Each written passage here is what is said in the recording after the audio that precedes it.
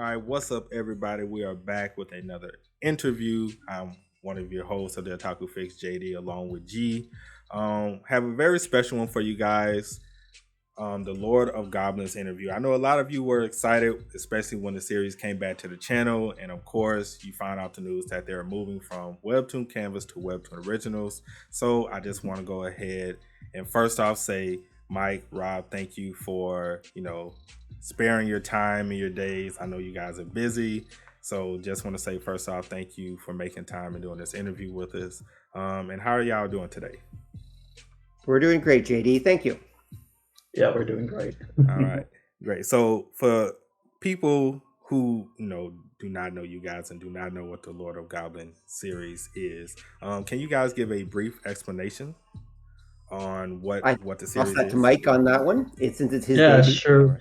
So to summarize it a bit, it's about a politician. Like, he was an ex-military guy. He got shot at his victory speech and then was transmigrated to the body of a Greyborn boogie.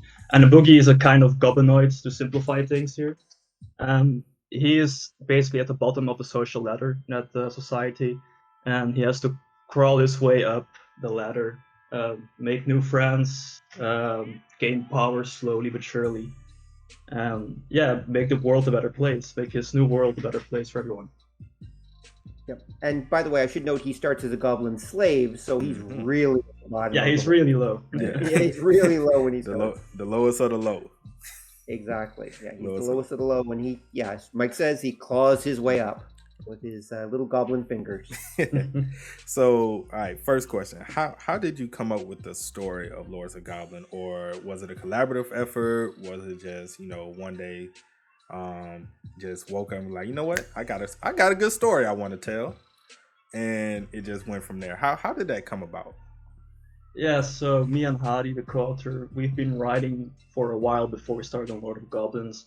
I myself wrote a couple of short stories, mainly in the horror thriller genre, and I was always looking to start like a full-on novel, but didn't have the courage or know-how to do so. So I went to several web serial sites, talked to a few people there. That's where I met my co-author. Basically, after chatting with him for a bit, I realized that we had a lot in common, so we decided to start together. Both of us wanted to write something in the reincarnated as a monster / creature genre, but without the system trope that usually accompanies that genre. Because if you don't know, Royal Road is mainly lit RPG and game lit. It's like focused on those web serials. It's similar to web novel, if you know that platform. So yeah, we felt that there were already a lot of stories, and we didn't see the point in writing one with a system ourselves because it would only disappear in the vast sea of system / RPG stories. So in the beginning, Hadi originally wanted the MC to be a rat-like subspecies, and I was like, hell no, we're going the goblin route. But then again, the goblin route is also, it could be considered generic because you have stories like Remonster, for example, which have already explored that route from underdog to top dog. So we combined the idea of a subspecies of a creature with goblins, and that's when we got the boogies within that race of goblinoids, the Grey Boogies, also known as the Greyborn, which is the main character's race. So after coming up with the characters, the world building, and a rough idea of where to take the story to, we started serializing the web novel version of Goblins together from late 2019 until around 2021, when we decided to drop the web novel version and just work straight on the light novel version, since that's where our revenue was coming from. It's also due to us not being very popular in the Royal Road sphere, because, like I said, it's mostly the RPG and system novels there. So once they started reading our novel and they didn't see like a table with stats going up, they were like, no, we're gonna dip out. So I was like, all right, that's fine, we'll just continue writing. And so that's why we went with Moonquill for publishing. We switched to Kindle mainly, and we took it off. So yeah, we also didn't get any patrons, for example. So there's also a reason why we went to Amazon, especially Kindle Unlimited, which made up like 80% of our income. And yeah, I think that's where the story came from, and we pretty much winged the first few volumes. we've just started using like outlines and spreadsheets to document everything properly now. Mm-hmm. But yeah, that's about it, I think. Okay, that's very interesting because I definitely want to know. Well, I guess we can actually just bring this question up. So, started off as a web novel, then went the light novel route. So, Yeah. how do we come to Webtoons? Like, how do you come to, going through those different avenues? And you said, or was it, if it was collaborative effort? How about let's try the webcomic route? How did that come about? So, when we started publishing, I always had the idea of going the webcomic route. Mm-hmm. I always wanted to draw one myself, but I didn't have the time, even though everyone can learn how to draw. Mm-hmm.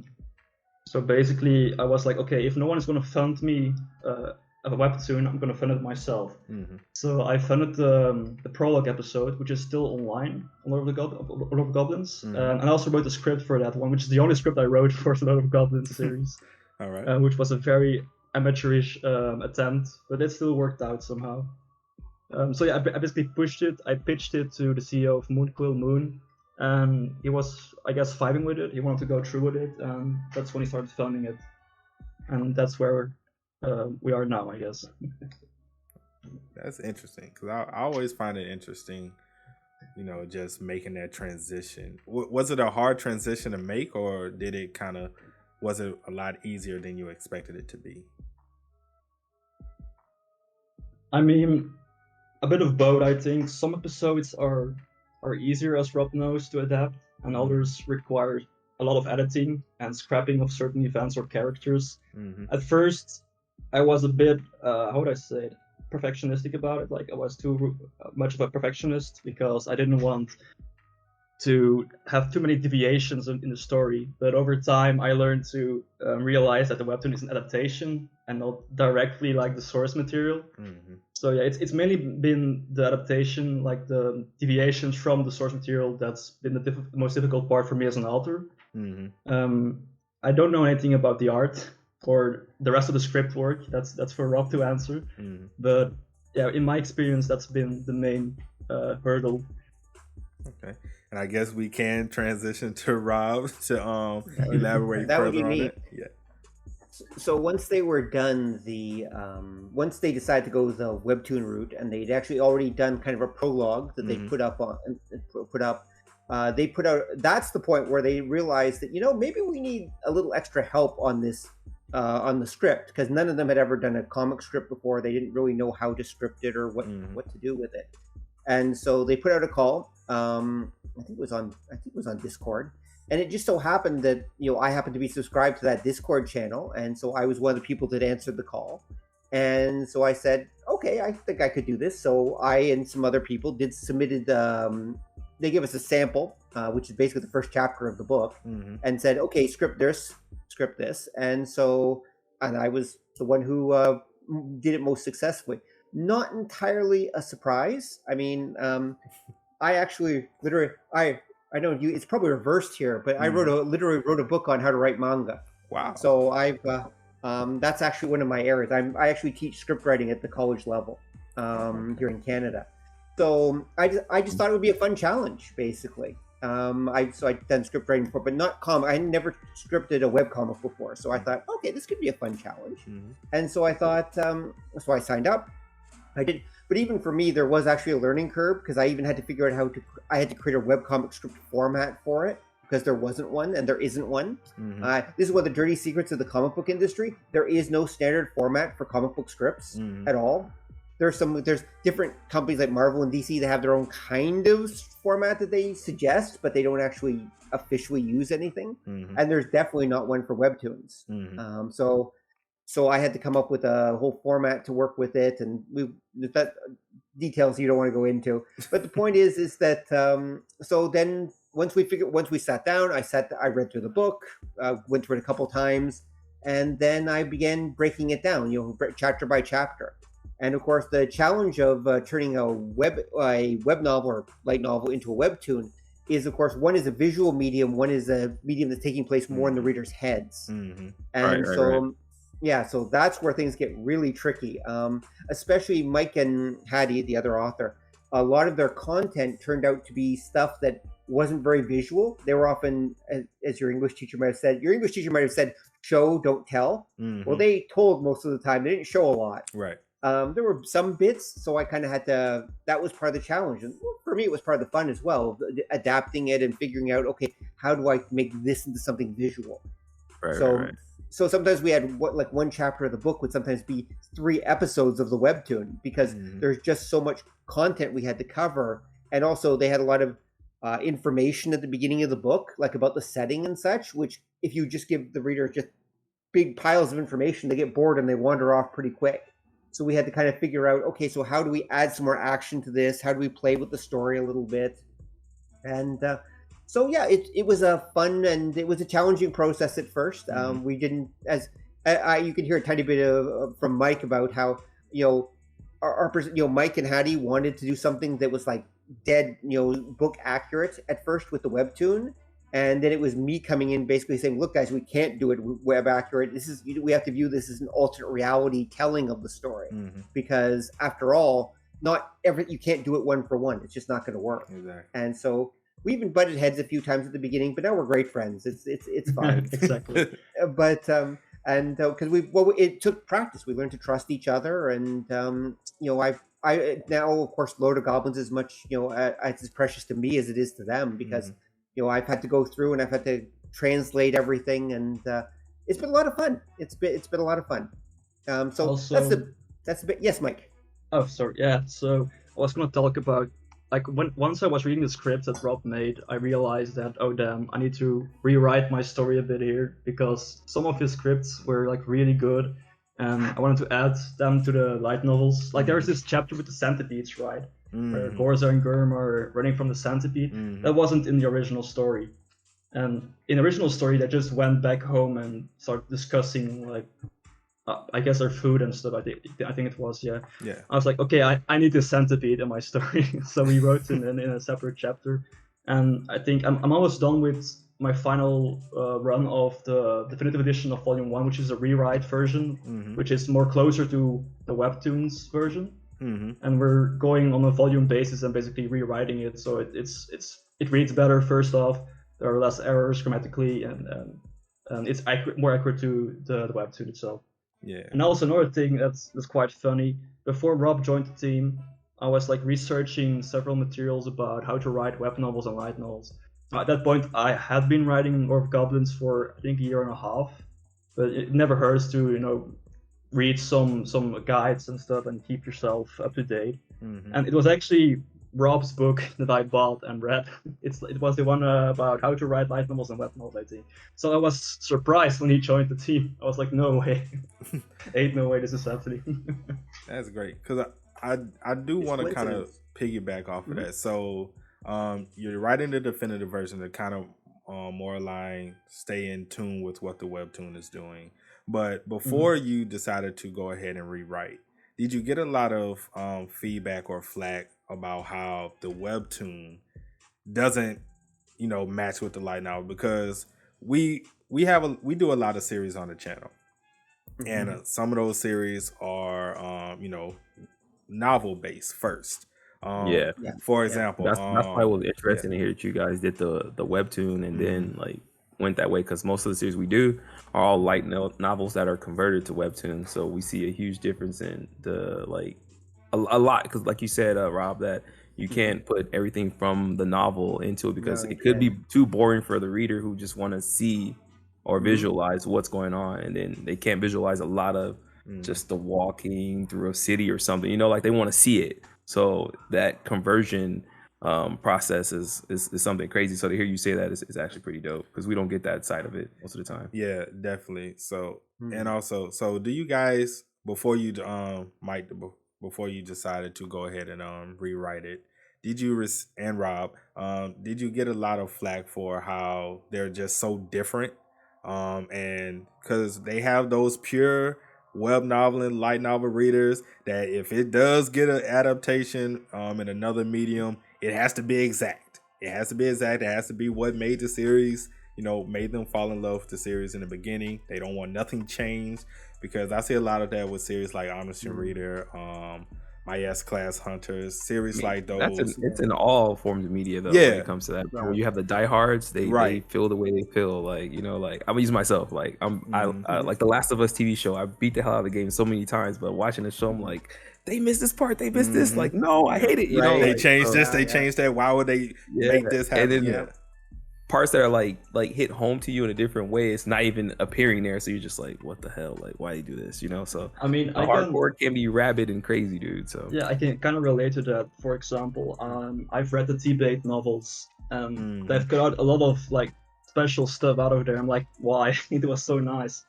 But as far for a lot of Goblins, surprisingly, we haven't had a lot of flag, mainly because the Amazon community is divided from the Webtoon community, and they've had the chance to read the novels way before Webtoon came out. So the only things I've seen were like more positive comments about people who've read the Webtoon and then went on to the light novel, and were like, you have to read the light novel because a lot more stuff is happening, and it's faster to read because Webtoon takes time to produce and stuff. But I think if there were more people who went from the light novel to the Webtoon, in the current state, I think we'd get flagged for it. But once we re-release it, I don't think that will be much of a problem anymore. Okay. Yep, pretty much. I'd agree with that. I think the simple truth is far more people were exposed to it through the Webtoon than were actually exposed to it through the original novel. Yeah, so, exactly. That helps. So the majority of our readers are Webtoon first, then they go to the light novel because they don't want to wait for next week's chapter and they want to know what happened. So that's one of the advantages of doing it this way. And So most of them, like, they read the Webtoon and then they go to the light novel for details, like to get the more detailed version of the story. And it's actually worked out pretty well for us, I think. I don't think we've had many complaints at all, to be honest, or at least I haven't. Not that I've noted anyway. And I do read the comments on Webtoon because I want to see how people are reacting, how people like different characters, whether something I set up worked or not, etc.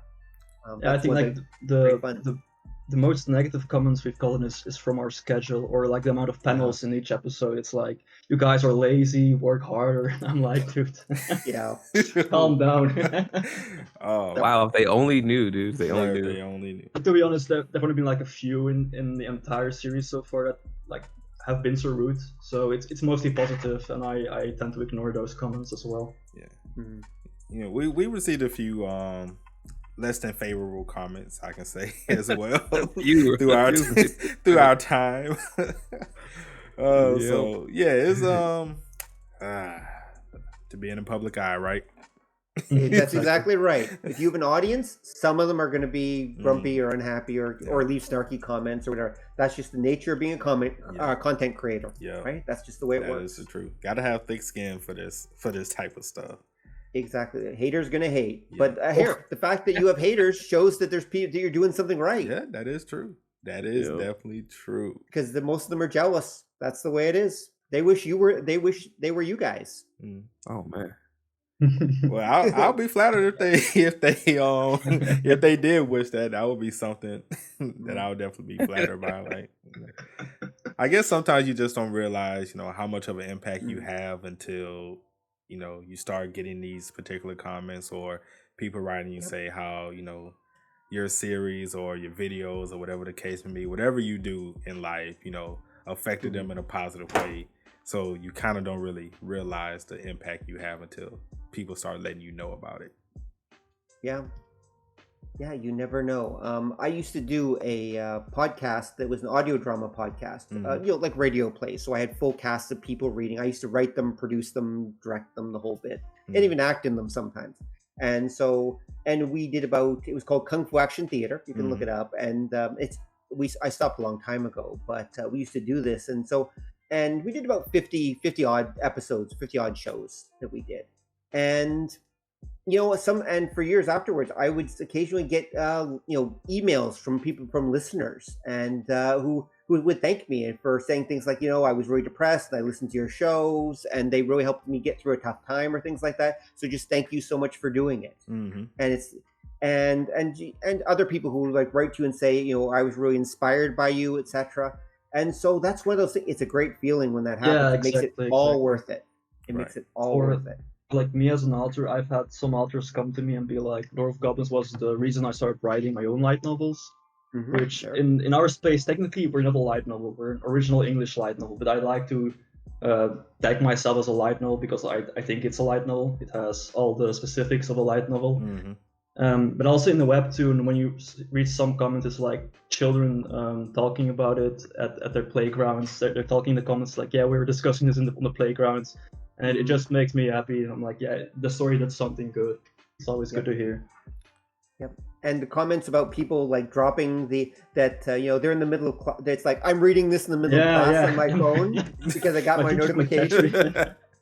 I'm hoping the teacher doesn't catch me. This is great. I had to I couldn't wait. A lot of those actually, a lot of people. So I guess we're ruining children's education, Mike. That's something we're doing. But oh well. If it wasn't you, it would be someone else. Don't worry about it. That's exactly right. At least we're giving them good quality content. That's the important part. That is definitely the important part. Mm-hmm. So, go ahead, G. Go ahead.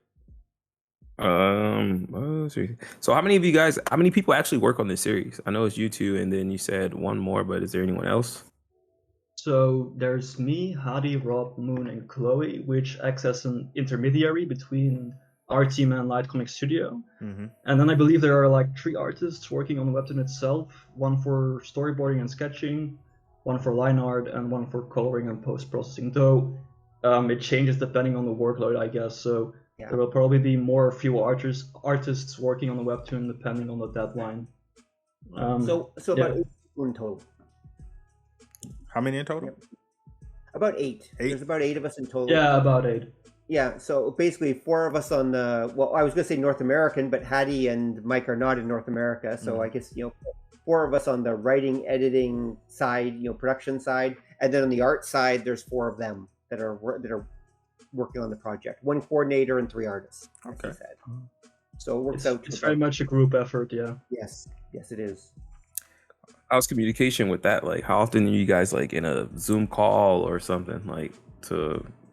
Well, we rarely use Zoom. The way it works generally, we use Discord pretty much. We have our own Discord channel for production, and what we do is we've got different sections in the Discord channel, and then it's a private channel, obviously, and then through and we just kind of work our way through the stages. Like I put in rough drafts of scripts. The authors and Moon, who's also our editor, he's our publisher and the editor. They go through and they edit. They give me feedback on my scripts. I go back and I revise the scripts. We do another round with the final version of the script, and then once that's approved, it gets sent off to the art team, and the art team does their thing. One of the things that surprised me actually when I started this is that and I think it's because some of the language barrier. The art team is in Vietnam, and so I always thought this had something to do with this.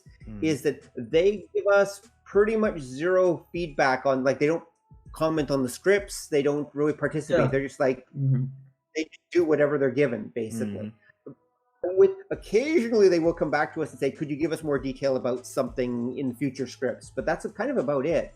Like when I first started, I started working more with the artists, but not really. No.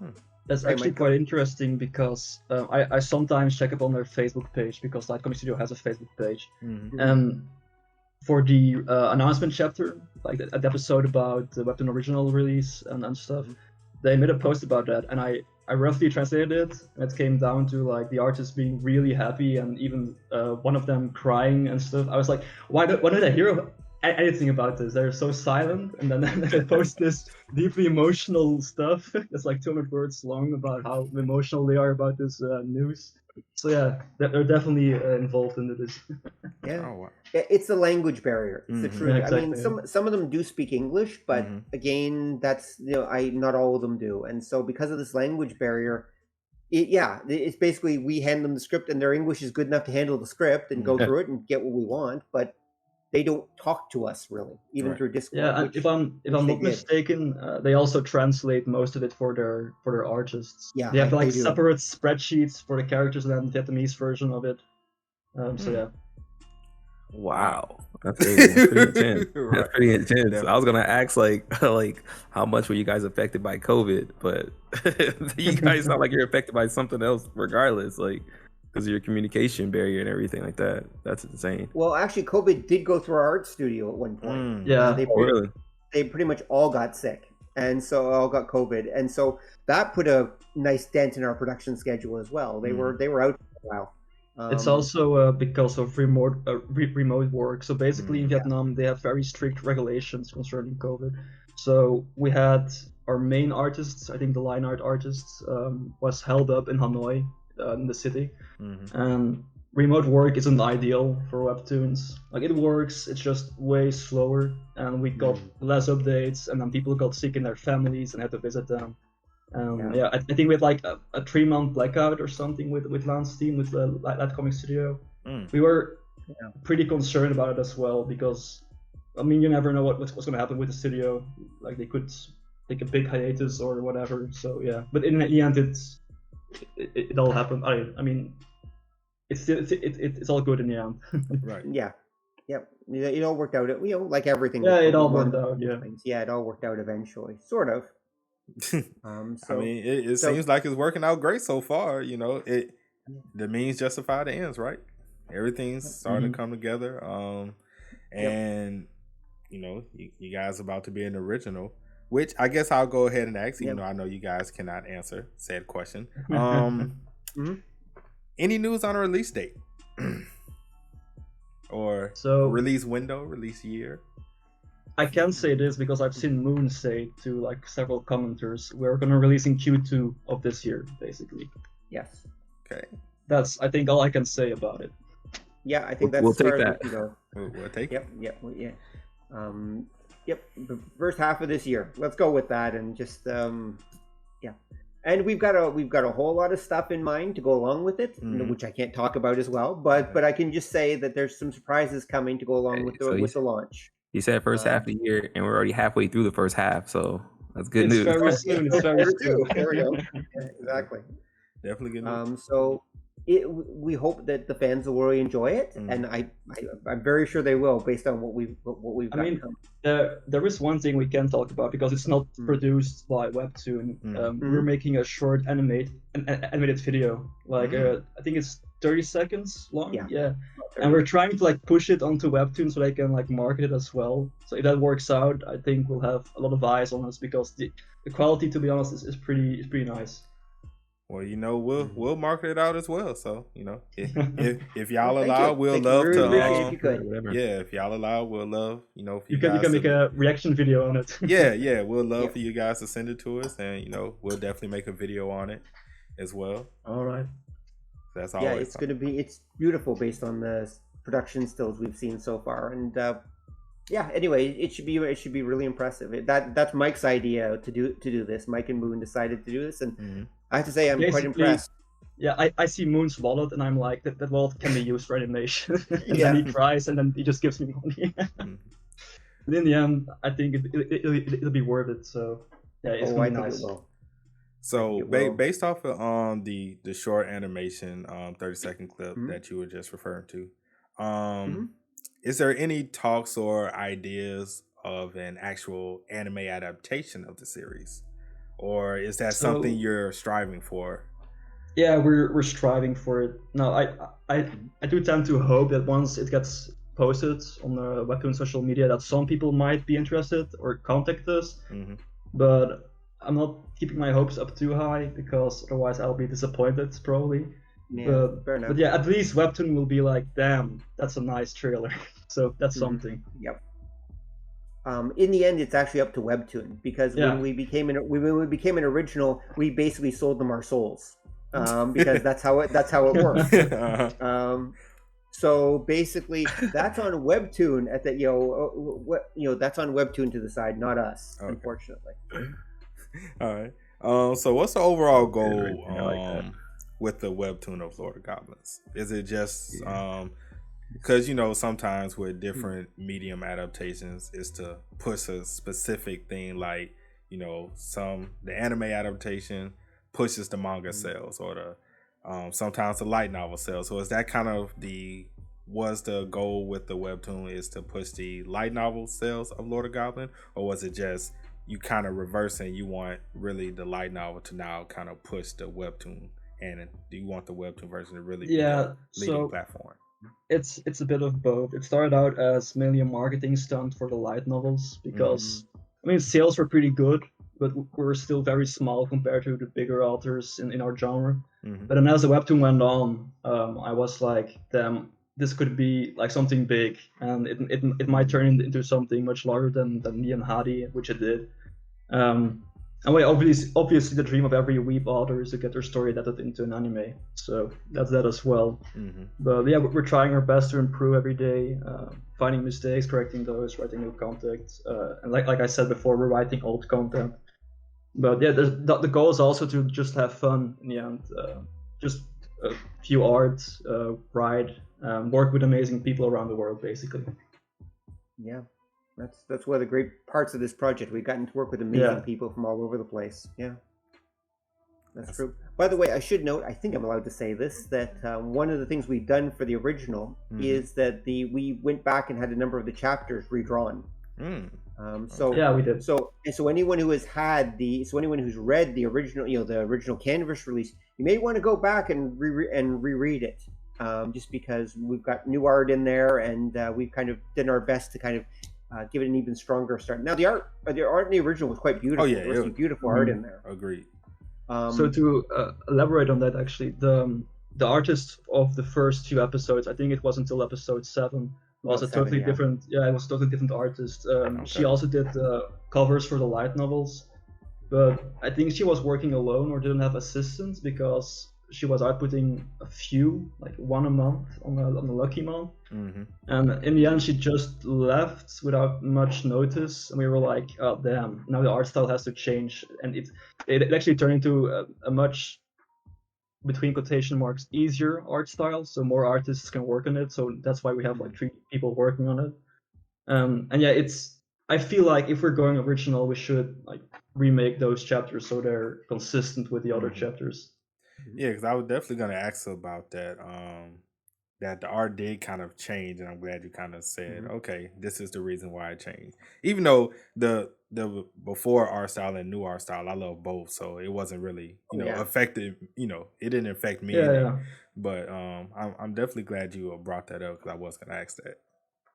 Well, the original art was beautiful. Yeah, no, I loved it too. But unfortunately, it doesn't quite match. So we've gone back and we've redone the first 7 chapters basically for the original release. Okay. So it all matches all the way through. And of course, our team, Land's team, has gotten better as they've gone. Getting better and better indeed. They're getting better and better. The stuff that they're producing now, like we're way ahead of what's been actually released in public in production because we have to get ready for our launch. So we're building a huge backlog.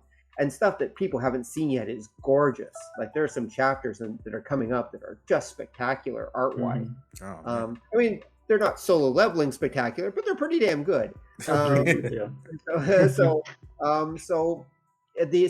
what we've done is we've had them go back and with that level of art and kind of redo some of the original chapters so the art style matches and it looks good.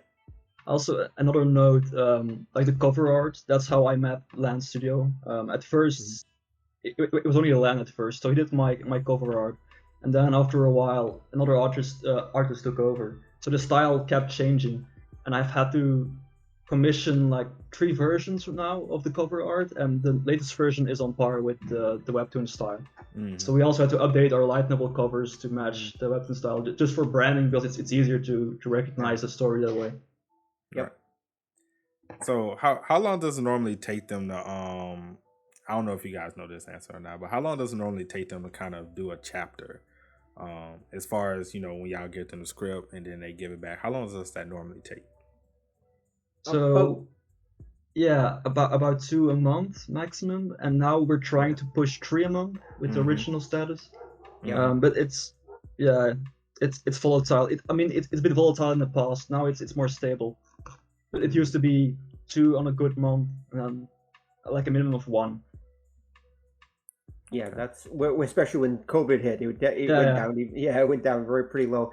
On average, they usually give us about a chapter every 2 weeks. Although again, we're finished art wise. I mean, we're trying for 3, as Mike said, but unfortunately, we only have limited control over their side of things. So this is one of the other reasons we're working far ahead is that when we get to season 2 of Lord of Goblins, we're by the time you guys see what you're seeing in public, we're probably already going to be working on season 2 of Lord of Goblins. Okay. It's broken down to seasons. We're probably working on the second season, and we have to get ahead. Yeah, if I'm not mistaken, the scripts are finished with volume 1 even of the light novel, so the scripts are far ahead of the webtoon itself right now, and the chapters we've made. Right. Yeah. Okay. So yeah. So the light novel is not complete yet. It's still ongoing. No, it's so we have 3 published volumes with the 4th one still being written. But because I've been going back and rewriting so much, I've only had the time to rewrite the first one right now, and we're also finishing up the 2nd one. And afterwards we go to the 3rd one, and then we'll just continue with the 4th one. Oh, okay. Yep. All right. Cool. So and we'll see. Even I don't know how many volumes there's actually going to be in the end. That's something that Mike and Hattie are still figuring out. But they know where the story is going. They just haven't exactly decided how they're going to get there. Yeah. Right. So do they know the ending? So basically, we have like story arcs, and we try to stick to a general outline because, like I said before, we used to wing it on the spot. Like whenever we wanted to write, we'd be like, all right, now the story goes like this, which it works at first, but it gets so convoluted in the end that you need to like have a better outline. So yeah, we do have a rough arc progression system, but it keeps changing so much when we're writing. But I think we'll have like 15 volumes or something. It'll take a while to write, that's for sure. Because it's hard to predict how many words you can stick into one volume that will cover an arc and such. So we'll have to see. Do you have a I know you said it takes a while to write and everything's kind of changing as you're going, but as of right now, do you have a time frame or that you kind of see how long the story is going to go for? 5 years, 10, anything to that nature? Or do you even plan on writing it for 10 years? Yeah, so even if it were to be done in like 5 years, we still have so many ideas for spin-offs. Like we want to create a big universe. Like if it gets very successful, we'd like to have some spin-offs about certain characters that we mentioned, but that those characters are actually like a few centuries before the story even starts. They're still interesting to write about. Or certain gods we mentioned that have their own stories. Yeah, so it all depends on the success, I guess. We'll for sure finish the main storyline in 5 or however years it has to take. But yeah, it also depends on how much time I have. If I go full-time writing, if I'm able to do that, then it's going to be much shorter. Right now, for example, I have an internship, so I can only write/edit like a few hours a day. Once my bachelor is over, I'm going to blast through as many volumes as I humanly can. Okay. So in those spin-off ideas, is there a prequel involved in any of that for Lords of Goblins? Yeah, so that's actually quite interesting because the webtoon, so like that's not a deviation between the light novel and the webtoon. The light novel has bonus chapters which take place before the transmigration part. So it's about his life as a human. It starts off with him in the slums and then also crawling his way up there. So it's like it has parallels, but there wasn't really a spot for us to put it in the webtoon. So we're kind of like blending in elements of the old world and the new world, which you'll see in a future episode, I guess. It's not too far ahead. It's between, I think, episode 20 and 30, if I'm not mistaken, or a bit later than that. You'll see it soon enough, what I mean. But then there's also the question, and Rob asked me this a while, because there's a gap of episodes between season 1 and season 2 that doesn't really fit the new world. And we had the idea of basically using those bonus chapters from the light novel and making them like in between episodes, between seasons, to keep the audience entertained, I guess. But we'll see how that will work out. As for a prequel for the light novel, I don't think that will happen because so much of it is already inserted as bonus chapters for our readers in the novels. Yeah. But the webtoon, there is hope. But for the webtoon, there's definitely hope. There's definitely hope. Although, to be honest, I think I'm going to be working on even if they finish the light novel in the next 5 years, I'm still going to be working on the actual Webtoon for another 5 years after that. Right. because it takes time to adapt all this stuff, and so that's that. It's a long-term project, assuming which will continue as long as it keeps. At a certain point, it has to make money, basically, and as long as it's making money and everyone's happy with with readers and such, then we'll keep doing it. And that's the sad reality is capitalism, right? There's a certain point where we have to actually every Webtoon has to be happy. They have to be getting enough advertising money, and we have to be able to pay our bills and everything as well.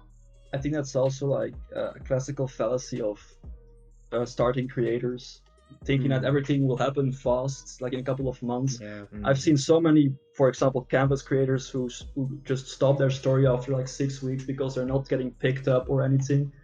I've been writing like since 2019, and it takes such a long time to go from first novel, get your novel published, get it popular enough for an adaptation, and then even if you get an adaptation, it has to perform there as well. So it takes years to get anywhere, basically. A lot of authors just quit way before their prime, I guess. Yeah, definitely. And production in general is a slow process.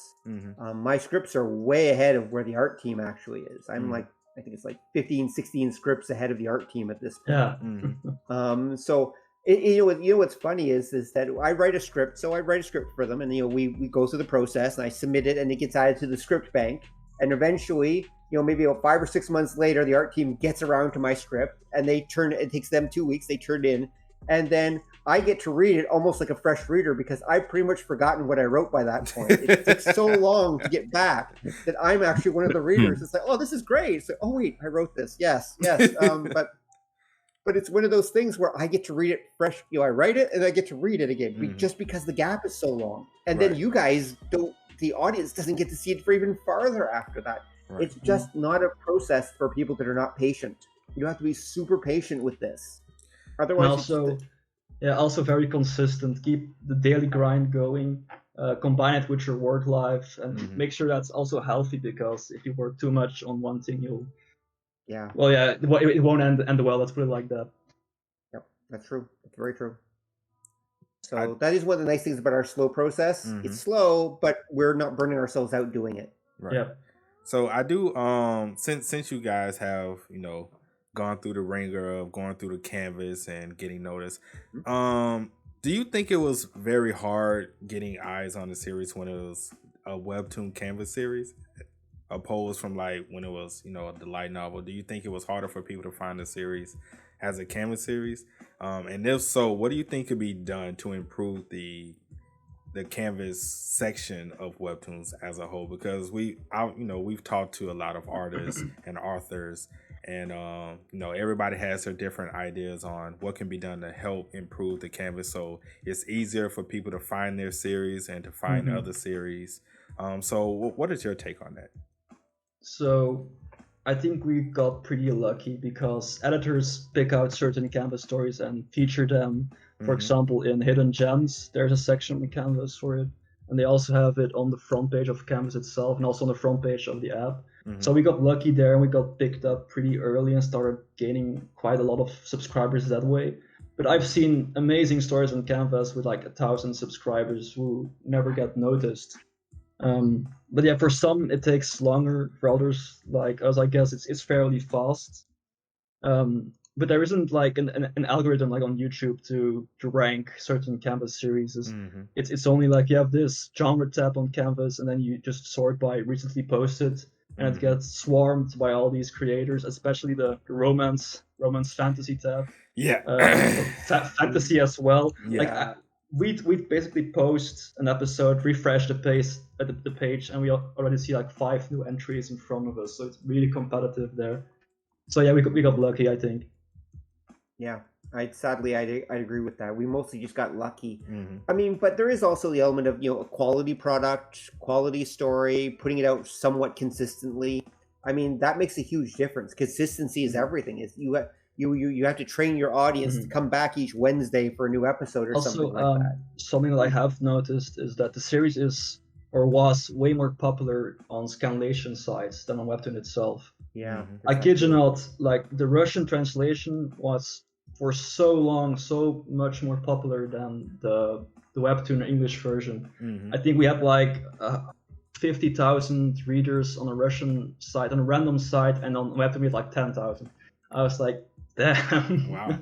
Yeah. So it is getting spread, but not on Webtoon itself. It's very hard to gain subscribers on Canvas. But once you pick up the pace, it does snowball pretty fast.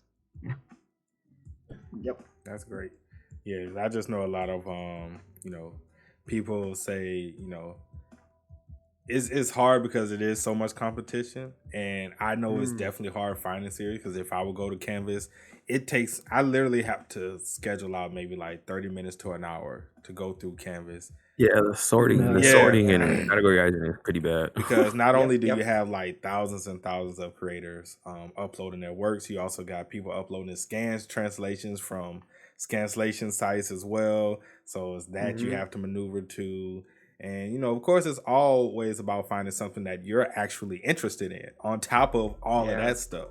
So, and it's hundreds and hundreds of pages in every single genre with thousands of creators. So it is definitely hard. It's definitely, it does take luck. It also takes timing as well, because you can come out during a time where there's not a lot of, quality series, and yours get front line and be on the front page, and you can get going.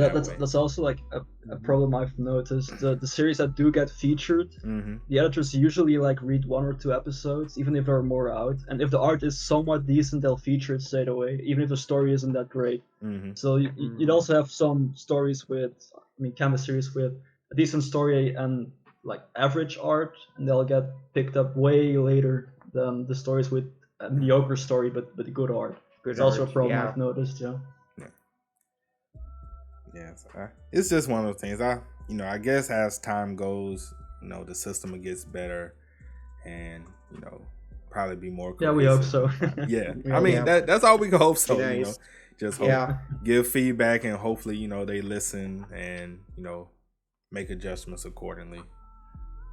That's what we're hoping. I mean, eventually they'll have more of a customized algorithm, right? Where they'll be, based on what you read, they'll give you, like Netflix, they'll try to give you more of what you like based on what you read, and they'll get better at it. But, and this is just my observation. I know nothing that I can talk about anyway, about details about how Webtoon and Neighbor or Webtoon works, on their business side of things. But my impression is that they are way understaffed. They are way understaffed. They're way overworked, and I suspect that their home company, Naver, is putting a lot of pressure on them to make a profit. So I wouldn't count. Maybe they're working on an algorithm like that, or working on systems like that. But if they are, it's going to take a while for it to happen, because they're definitely not putting resources. Yeah, go, Mike. Like a bit like you said, Rob. They want to make a profit, so they'll like transfer a lot of Korean finished series that have been finished a long time and just translate those, because I know that those series will do well. And so the Canvas section gets lost a bit, I guess, that way as well, because editors are focused on the main big series. I definitely can't say for the I'm sorry, Ralph, cutting you off. No, I was just going to say, and I was just one final thought. And by the way, even being an original is not all that easy these days, because there are so many originals. Definitely. So, so somewhat like our protagonist Lev, we started at the bottom, we clawed our way up. No, that was level 1. Now we're going to the original, which is level 2, and that's a whole other fight that we're going to have. A good example of that is just the Goblin, for example. It's also an original, so the competition is definitely there. There are definitely Goblin stories. I think Go is as well. Is one as well? Webtoon that's about a Goblin. I'm not sure. There are a few in that space. Go. Yep. So there's already some Goblin, although they're more traditional fantasy Goblins as opposed to our also system series too. Different one, and even once upon a time, if you were an original, I mean, they have, here's the releases for the day, and they would all fit in one short list, and that was great and everything. Now there's like 30 originals, maybe 40, 50 coming a day. New releases a day. How do you get found on that? Literally, it's why we went with the animation route as well, because if you have sick animation, even though you have to pay it for yourself, because that's how Webtoon marketing works, you provide the marketing for them. But if you have that head start, just the trailer, putting it out, getting eyes on it, then you can, I guess, be noticed more above the other originals. Yep. Yeah. Anything you can do to be seen. Think about this. We're having to put major money and effort into just being seen as an original, much less being seen as a Canvas. Canvas, that was its own fight. Right. But now the originals, we're in the major leagues now. So the real battle starts now. Yeah, this is the real battle starts. Round 2. I definitely think that's an issue they're gonna have to kind of get together. I think because the Webtoon webcomic medium, even though it's been around for a while, it's really just kind of it kind of seems like an overnight explosion of popularity with the particular medium. So I just think now is catch up time.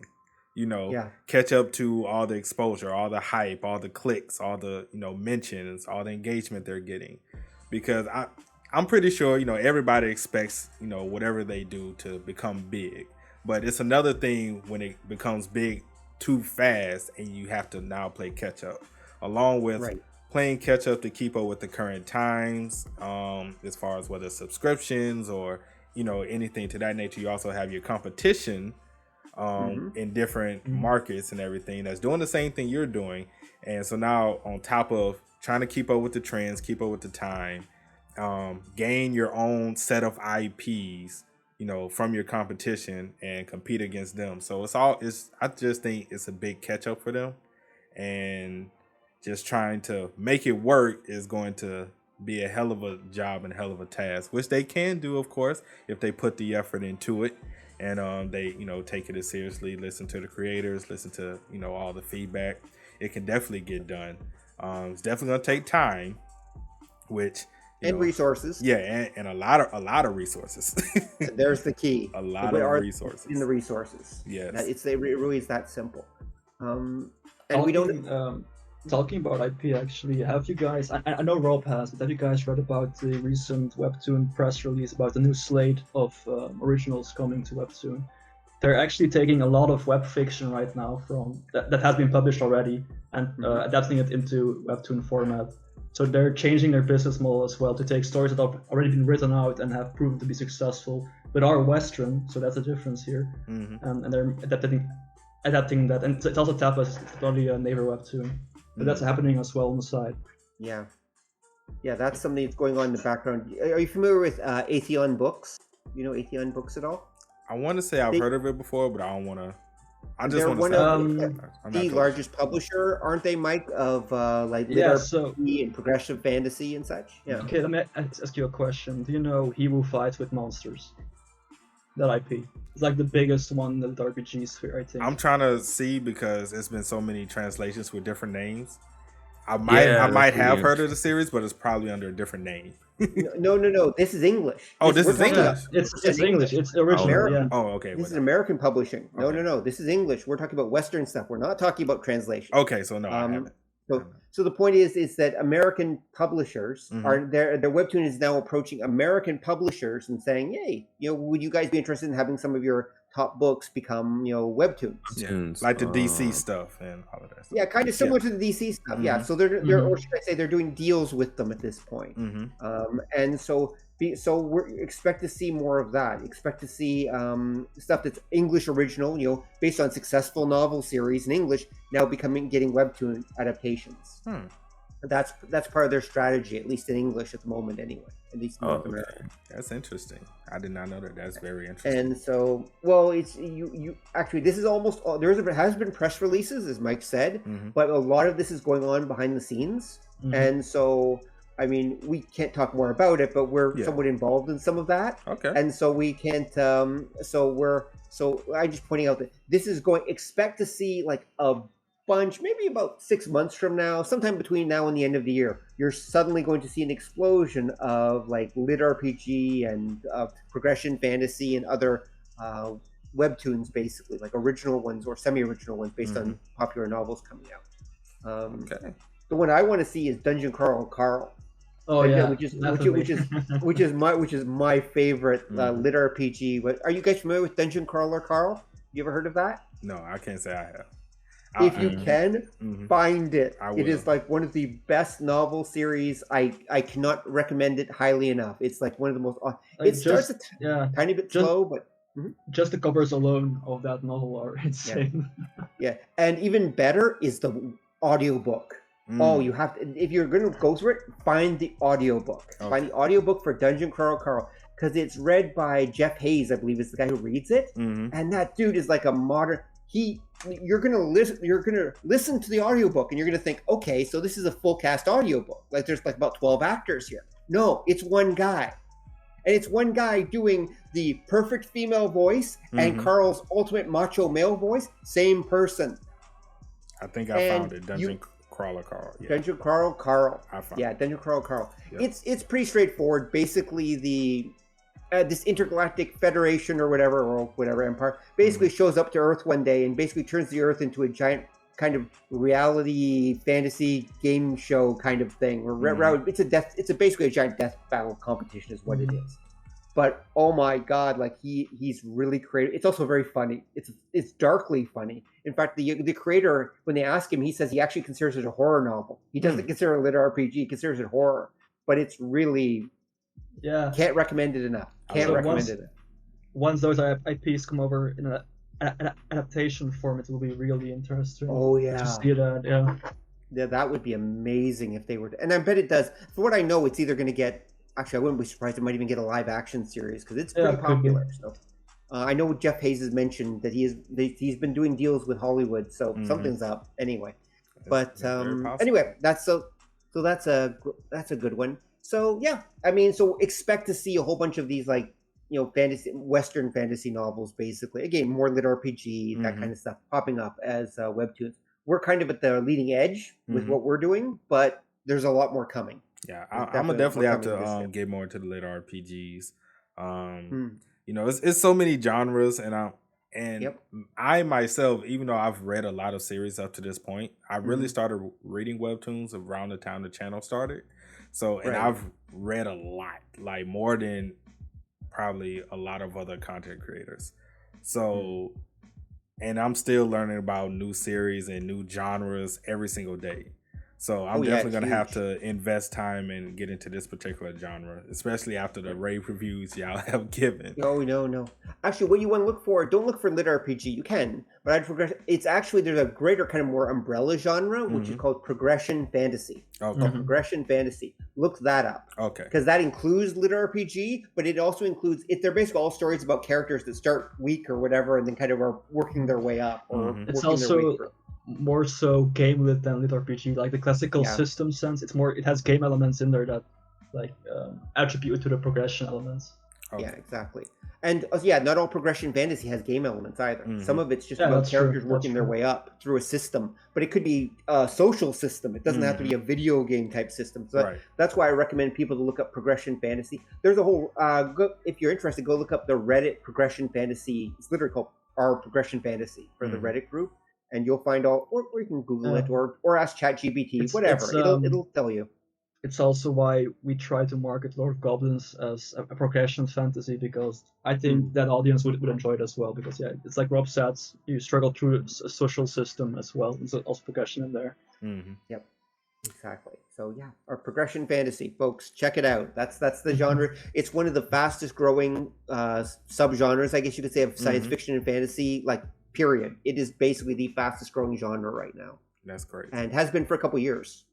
So that's why I say now we're starting to reach the point where progression fantasy novels are going into other mediums like Webtoon because they've been so successful. And really, if you think about it, they're kind of an offshoot of actually computer games, like role-playing games, Skyrim, Last of Us, etc. Because it's that idea of this character working their way through a progression of development and progression of system, whatever. And then now they've taken it and turned them into novels, basically.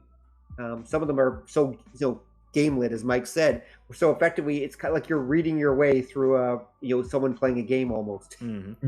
Sometimes that's literally it. Sometimes that's it. So actually, JD, I have a question for you then. I'm gonna flip things around a tiny bit. What are your favorite webtoons? I'm always looking for new stuff to read. What ones? You've gone through so many, so tell us, what are the ones you recommend yourself? Okay, so it's always Tower changing. God. Yeah, Tower God is definitely one. Right. Okay. Yeah. Well, yeah, for many people, yes, definitely. Tower of God. The Beginning After the End is another good one. Oh, definitely. Good Yes. one. One of my favorites too. Yep. Let's see, man. It's always changing. I recently read one that I found was very interesting and it kind of different. The Novel's Extra. The Novel's Extra. That's actually a good one. That I like. If I'm going just like series I feel that's underrated that I think deserves more praise, Ghost King would be one. Okay. X and Ash, which I feel is also very underrated, and Windbreaker, which is another series I feel is highly underrated. Yeah, I've never heard some of those. I've heard about Windbreaker. They actually posted, I think they posted an animated short as well, like a 5-second clip of the main character on their Twitter, on the Webtoon social handles. Nice. So how about you, G? Do you have some webtoons that you're like a huge fan of that you'd like to talk about? I'm gonna just talk about what I like currently. Yeah, sure. Go. Just the Goblins one. Doombreaker. The Omniscient Reader. I always like that series. There's so many, dude. It's so many. Yeah, it's a lot. There's so many. Second like Ranker, or Ranker Lives Twice. Yeah, there's a lot. There's a lot. So you guys are both basically reading either Flame scans or Reaper scans, probably. Yeah, to stay ahead. Yep. I try to stay, and go for the officials. I try to go for the officials as much as possible. Help support the creators as much as I can. Of course. Yeah. But sometimes I can't wait. So right, sometimes you can't wait, and you might like deviate to others. Start of the Red Moon is one of mine too. It's actually really good. Quite interesting because a lot of Canvas readers have now caught up to, I think it's episode 27 or something, or no, it's a bit more, I think, for Love of Goblins. Mm-hmm. But the ones we start posting as an original, those will have already been scanned and posted online elsewhere. So people are going to be like, just read it there because that's so far ahead of the original right now. Mm-hmm. They're pretty much the same episodes except for the first 7. So that'll be interesting to see. And I guess that's really the nature of it, Just, you're official, but you're gonna be behind, and your stuff is out there for people to get to. Yep. So it's not like you have it under lock and key there. in a vault, and then when it's time you bring it out and then show the world. Yep. So it's, I don't know. Hey. No, to be honest, I've been in contact with a few scanlators who asked me permission, which was really nice with them, especially the Russian ones asked permission. And I do include like the Patreon and stuff, or the original creators' socials, and I mean, it's not the worst thing that can happen. And I tend to ignore the scanlations because they will always be there, so you can't really fight against them. Right. And in the worst case, they provide like more social clout for the series itself, so it's always a good thing if you look at it that way. Right. Yeah, I think the scanslation sites out there, they actually do the legwork for a series. They do, because before they get picked up by a publisher, the scanslation sites, they build that audience up, especially for those who've never heard of the series. They'll build it up, and then when it does get picked up, people be like, you should go check this series out. I've been reading it on such and such, and it's finally got picked up. And they recommend series to us that we've never heard of, but they've been reading it, all along. And then when we see, we're like, okay. Yeah, that's also something interesting. Because I've been on some of the scanlation sites. I think it was Manga Raw Club or something. And if you go to the comments, a lot of people are like, just read on webtoons.com. Like it's high quality because some are low res. Like some scanlations are low res because you can't really save an image when you go to Webtoon. You have to use a tool to scrape all the images. So and you have to compress it as well. So people do tend to go to Webtoon for the professional reading experience, if I had to put it like that. Yeah. Also, those scanlation sites, like the ones I mentioned, have way too many ads, especially Oh yeah. Yeah. Oh yeah. In Definitely. fact, there's a Oh, new yeah. ad that just popped up, like Yeah, a new pissed type off, of bro. ad. Like, get out of here. Yeah, It yeah. starts covering Yeah, like a or portion of the it cuts panel. the middle Yeah. of the chapter. Those ads, I hate Yeah. those ads. Those ones I hate the most. I can't stand those Yep. ads. Yeah, Yeah. and just about a month ago, there's the one that it literally will scroll down over the chapter, so you can't see anything. It's just like insane. Man. It's just so. I mean, with their ads, they're actually driving people back to the original because at least on Webtoon, you don't have to deal with that. Right. So so their own greed is actually doing us a favor. It's actually killing them and helping us. Well, Let In a them be sense, here. yep. In yeah, a sense, yep. that's true. Yeah. So, what are y'all favorite webtoons, or that you've read thus far, or of all time, comics, webtoons? So, for me, it's always like the webtoon I'm currently reading is probably the one I'm more geared towards liking because I tend to forget a lot of story elements of other webtoons. Mm-hmm. So I'm currently reading The Greatest Estate Developer. Love that I think series. it's- Love that's that amazing. that series Like, is so hilarious. Their faces, Yeah. just the faces. I'm like, what Lloyd the is the fuck most evil happening? person I've ever seen in my life. Yeah. He is absolutely Yes, he is. evil. Is Yep.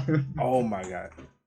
Oh, I love And that. then series. also, I've read this in the past. It's called The Skeleton Soldier Failed to Defend the Dungeon. which I also I've think been was recommended nice. that one a lot. Yeah. Yep. That's a good one. I think I've read up until like chapter 72 because at the time that was the latest chapter, and I've like put it on pause, I guess, because I just suck at waiting for episodes. I just tend to forget the story then and then pick it up later. Mm-hmm. And then of course I'm gonna be generic here, Soul Leveling, because it was my first webtoon I've ever read. Yeah. Like a lot of people, it's a given basically at this point. That is true. Mhm. Yep. True. But also like besides webtoons, I tend to stick more to manga and anime. Mm-hmm. So if I had to pick those, I'd probably choose Overlord because it was a big inspiration as well, like just the monster genre. Oh, it is. But also this Yeah. manga series which got a live action movie. It's called All You Need Is Kill. It's by the same authors as Death Note. Mm-hmm. The adaptation is called Tomorrow's Edge, I think. Edge of Tomorrow. Edge of Tomorrow, yeah. Edge yeah. of Tomorrow Okay. was the one with Tom Cruise. And Yeah, Tom what's her Cruise. name in it? Yeah. I That like was that the movie. I like that. Yeah, it Which- was pretty good. It's funny because I used the art of All You Need Is Kill for the old world armors of Laugh and stuff. So I had to ask the artist to be like, don't copy too much because it looks too much like that armor. So I was actually scared because in the light novel, the first illustrations, which will be replaced now because I'm just rehauling everything, but they almost copied that armor. I mean, I don't mind it because it looks amazing, but then at the same time, when you look at it back now, when the series is getting more popular, I'm like, okay, let's just change that armor a tiny bit. And then Mike, you might not want to say that in public. You do realize you're literally admitting. no, it's fine. I said it a little bit right now, and I'm changing. It's not my fault. Yeah. And It was to be heavily honest, inspired by it. Yes. It was heavily inspired. It's not a one-on-one comparison. All right, so the next one would be Ergo Proxy, if you guys know that one. It's an anime series. I really appreciate that one. And then Code Geass, of course. I think like a lot of the main character is in Lelouch that can be seen. Hellsing, Made in Abyss. I've read the manga. I haven't seen all of the anime seasons. And then also Psychopaths, which is also like a bit of inspiration for the sci-fi elements of the prequel, if I put it like that. And I guess for city building, Slime, like Slime story. Slime, of course. Yep. Last time I was reincarnated as a slime. Love Yes, that one too. exactly. Shout out to Rimuru. Yeah, exactly. Well, yeah, the classics of the isekai genre, right? So yeah, Overlord, Slime, was it what's the Mushoku Shield Tensei? Hero? Oh, okay. Shield Yeah, Hero, Mushoku Tensei, yeah, exactly. Mushoku Tensei. Yep, all the light novel classics. So what about you, Rob? Well, if I just stick with webtoons, let's see. Of course, the standards that have been mentioned as well. I actually like some odder ones. I'm actually like unusual ones that are not about necessarily fantasy. I read the fantasy ones too, of course. I like a lot of some modern day ones from Japan. So, for example, there's one called "This Is the Law." I don't know if you guys have read that. That's actually I'm a fan of that one. It's actually just about a lawyer. Except he's gone back, like he was killed in the future, and he's gone back to his younger self. and it's basically the story of him going through. Except now he knows what's going to happen. So, for example, it's Korean, so he knows that, for example, there's going to be a big idol boom. So he begins investing in these idol companies that are really small because he knows that eventually they're going to become super big. And it's just a story of basically how he becomes like super friggin' rich by doing all these tricks and everything because he knows what's coming. Is that the one on Webtoons now, Reborn Rich? Because he was kind of the same thing, and there are many that are similar to that. Okay. This one's called This Is the Law. Okay. Because he still ultimately focuses on being a lawyer, but he's also doing that stuff. Right. You could do that too, I guess. There's another one called Perfect Surgeon that I'm a fan of. I've heard of that one. Yeah, Perfect Surgeon, which is another one of those. Actually, that one's not a rebirth one. That one, there's a weird accident. He basically ends up with an AI in his head, an AI basically sidekick in his head, and who can basically direct him when he's doing surgery and stuff like that. And so that's a fun one. I think that was a Neighbor series, if I'm not mistaken. Yeah, it is. Yeah, I believe so. And my absolute favorite webtoon, the one I actually reach for every week when it comes out, is one called. It has two names. I read it as Mercenary Enrollment. There's also Teenage Mercenary. Oh yeah, that one. Teenage Mercenary. Every Saturday, bang! I'm there. It's a simple series. It's just this action adventure series, but I love it so much. I don't know why I do, but I think the art and everything about that. That's definitely a good one. Definitely a good one. Yeah, that's my personal favorite. Oh, there's another one called Reincarnation of the Murim Clan's Former Ranker that I actually also enjoy a lot. I want to say I've heard of that. That's on, I think Reaper's got it. One of them, I think it is. And it's basically, again, this guy who's massive in the future. This isn't one where he goes back to like the old days. I think he's from China, and he basically goes back to old China, except now everyone's got superpowers and stuff, and martial arts powers and stuff. So it's that kind of thing. And so it's about him working his way up through the rankings in this old martial arts society. It's pretty good. There's also another manga I've read, and that's I'm a Spider, So What? If you guys know it. Yeah, It's got an anime adaptation. Oh yeah. I've only read the manga, but I've yet to see the anime. And there's also a light novel which I've somehow skipped. Like I didn't notice it was a light novel at first. Yeah, it's definitely a good story. What's interesting about Spider though is that the manga did kind of what we did with Lord of Goblins. Yeah, exactly. Yeah. Oh, they went back. The anime. Yeah, sorry. Where they it's in the anime where there's it's jumping between past and present, and there's like the different groups and things like that in Spider. Whereas the manga version of Spider is just her in the past. Yeah. Working her. Oh, actually, maybe that's a spoiler. But anyway, working her way up. It skips. It doesn't jump around. It literally just stays with the main character. Nice. And very similar to what we did with Lord of Goblins. That wasn't on purpose. We just did it for practicality, just because it worked better for Lord of Goblins if we just stayed on the main character and didn't jump around too much, like to his past and things. That's also one thing with Lord of Goblins is, first off, we are not very descriptive, like Rob said. But another thing is that you could argue that Lev isn't really the main character because there are so many characters with their own ideals, like Verga or Gelmor, like the Gelmor fight. Like you can see that he has his own ideals and his own idea of how the world should be, much similar to what Lev thinks it should be. So that's also why the novel itself has so many perspectives, points of views, and that's also hard to adapt. I didn't imagine if I'm looking at Rob. Well, it does make things interesting. But yeah, Lord of Goblins, it has a main character, but ultimately it's really about the setting. It's really about the setting, because it's about the main character transforming the setting. The Lev himself doesn't really, he gets more powerful and things, but he doesn't really change much as a person or that. The real story is about him transforming the setting around him. That's where the focus is.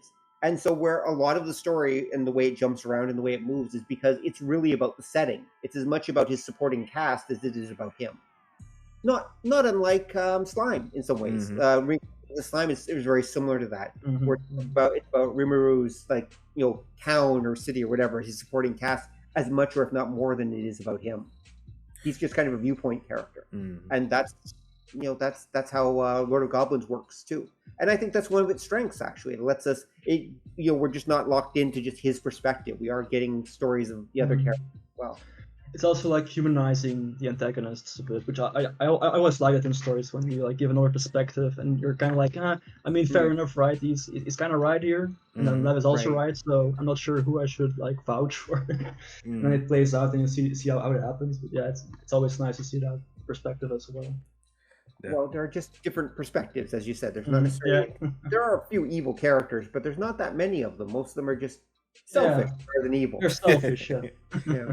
Now that brings me kind of to the next question as we're wrapping up.